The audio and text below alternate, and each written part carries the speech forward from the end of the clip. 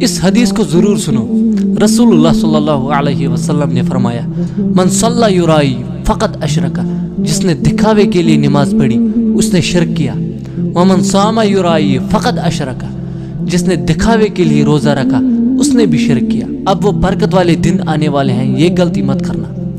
ومن تصدق یرائی فقط اشرک، جس نے دکھاوے کے لیے صدقہ کیا اس نے بھی شرک کیا۔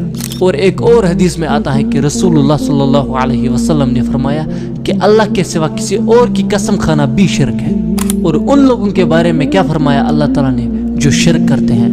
انہ من یشرک باللہ، بے شک وہ لوگ جنہوں نے شرک کیا، فقد حرم اللہ علیہ الجنہ، ان کے لیے جنت حرام ہے، ومأواہ النار، ان کا ٹھکانہ جہنم ہے، وما للظالمین من انصار، اور ایسے ظالموں کو وہاں پہ کوئی مددگار نہیں ہوگا۔ اپنے دین کو ٹائم دو، اپنی کتاب کو پڑھو، قرآن